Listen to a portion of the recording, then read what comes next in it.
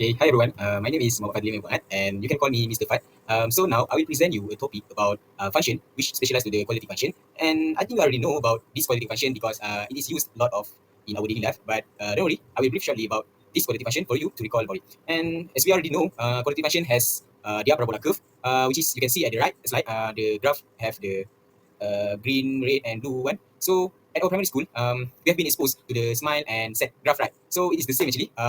This is the example of the parabola curve. And all parabola have their symmetry at the middle of curve that we call as the axis of symmetry. So let's go to our next. I will explain about the application to the quantitative function in our daily life. Let's go. Okay, now let us discuss about the application of the function. First and foremost, I give you 10 seconds to read the question first. Now, the time is up.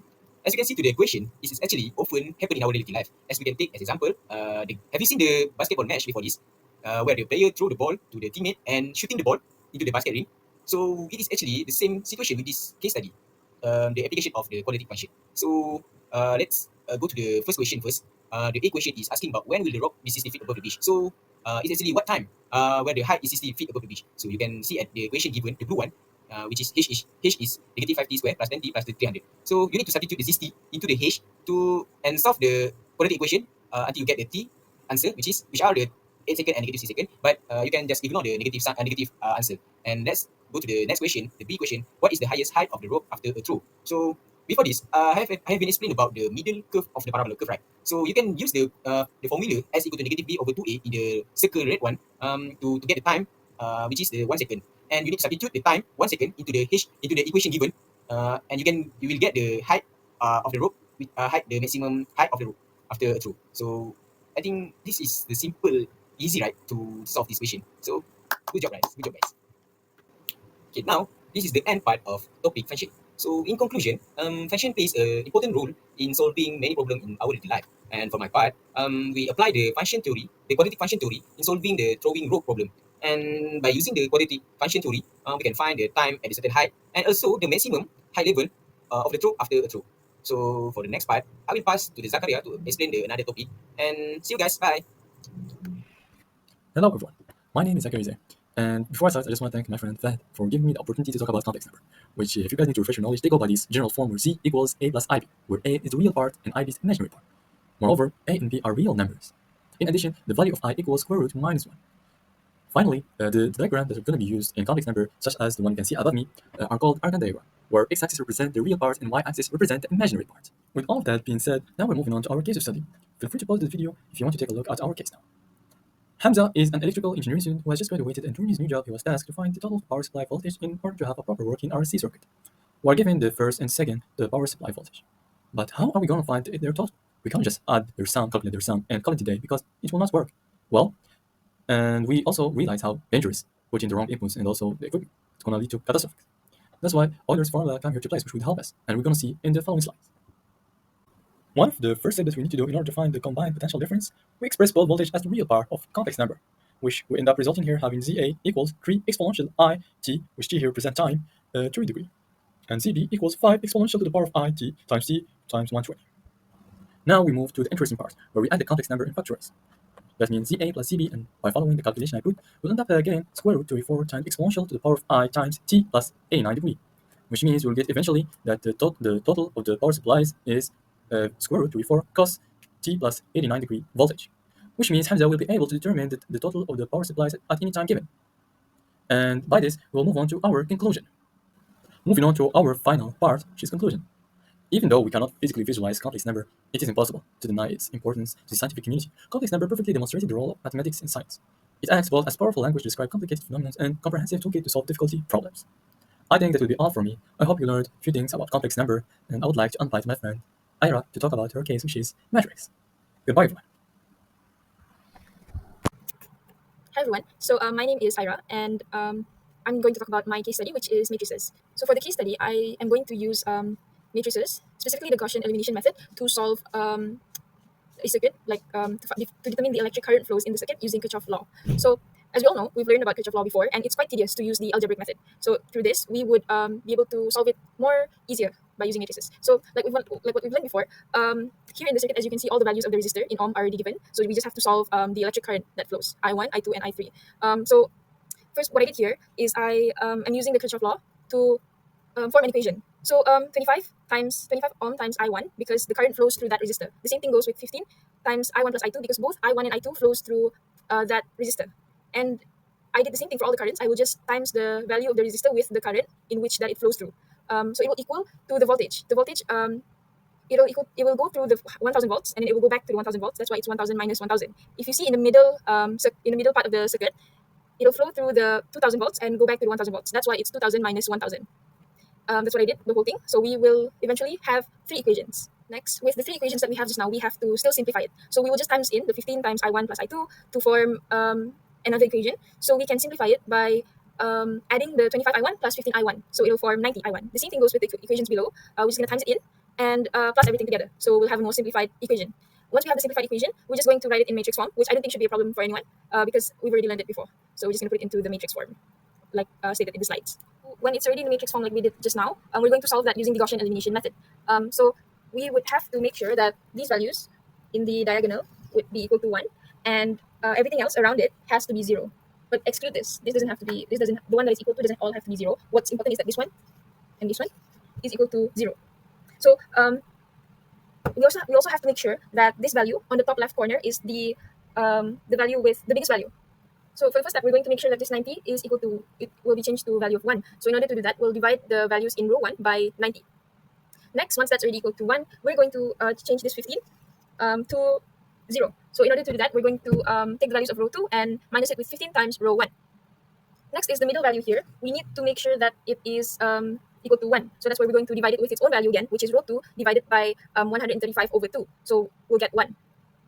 Next is to make the middle top and middle bottom values, which is 1 over 6 and 5. We need to make it into 0. So that's why we would have to take the values of row 1, minus it with 1 over 6 times row 2, and take the values of row 3 and minus it with 5 times values of row 2. Yes.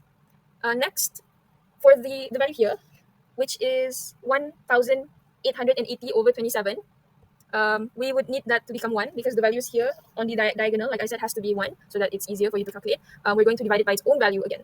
And next is for the values negative 1 over 81 and 2 over 27. We need that to turn into 0. So we're going to take the values of row 1 plus row 3, 1 over 81. Next is row 2 minus row 3 times 2 over 27. So that would leave us with the values of I1, I2, and I3. I1 is equal to negative 2.48 ampere. I2 is equal to 14.89 ampere. And I3 is equal to negative 1.06 ampere. So in conclusion, that's quite easy to solve if you've already mastered the Gaussian elimination method. That's why I chose to try to solve the circuit using Kirchhoff laws by using matrices. That's all from me. Thank you. Back to me, Mr. Fire. I present you a topic about series and sequence.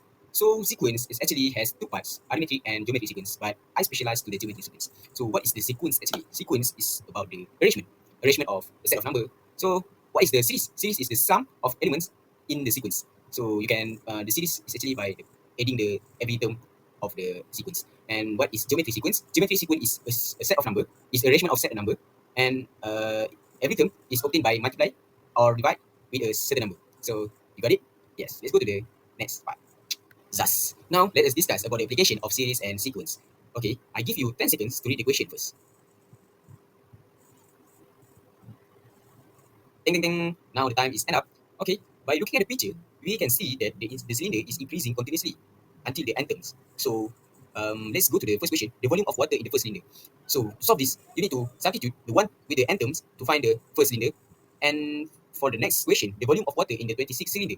To solve this, you need to sum of 26 terms, you need to minus with the sum of 25 terms to get the 26 term. And the answer has already given. So let's go to the next part. This is the end of series and sequence. In conclusion, series and sequence are used in various real-life applications.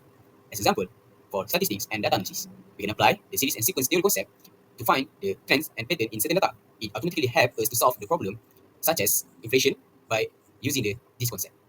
Now, I give to Chuan to explain about another topic. See you guys. Bye.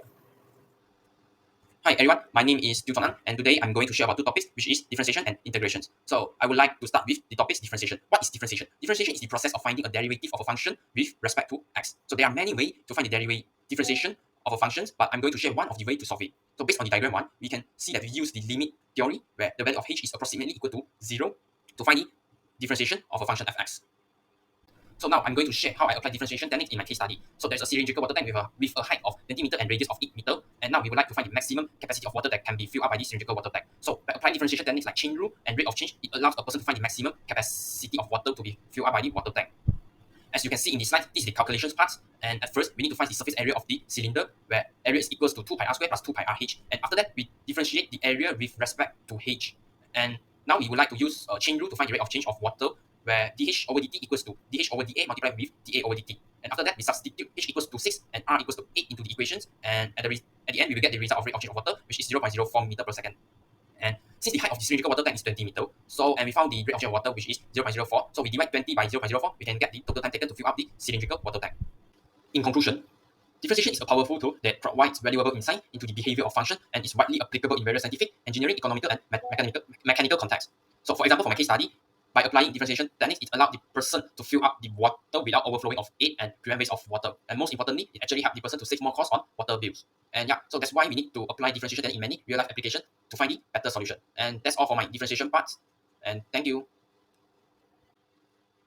It's me again, and I'm going to share about the topic integration. So what is integration? Integration is a fundamental concept in calculus. That's the reverse process of differentiation. Integration involves finding the integral of a function which represents the accumulation or total of a quantity. And based on the two diagrams above, which diagram gives a more accurate answer or result? Definitely, diagram B would give a more accurate result because of the smaller delta x, and by adding many small slices under the graph, we will get a accurate result. So now I'm going to share how I applied integration technique in my case study. So there is a window with a curve and non-function, and the height of the window is 5 meter. And by applying basic integration, we can find the surface area under the curve, and with that answer or result, the person can buy a more suitable inset nets to be installed on the window. Let's look at the calculation parts. And there's a graph represented, and from the graph we can note that the window is symmetrical about the y-axis. So now our job is to find the length of NO. Given the height of the window is 5 meter, so by substituting 5 into the function curve y equals to 8 minus x squared divided by 3, we can get the length of one side of the window, which is 3 meter. So by adding 3 meter, we can get the length of NO since the window is symmetrical. And after that, we just apply integration techniques or basic integrations to find the surface area of the window. And the result we get is 42 meters squared. So with the surface area calculated, a boy can buy the inset nets, a suitable inset net that can be installed on the window.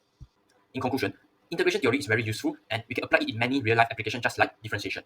So many real-life applications highlight the versatility and significance of integration in various mathematical fields or engineering fields. It actually provides a powerful tool for understanding and solving problems involving accumulated quantities, rate of change, and the relationships between them.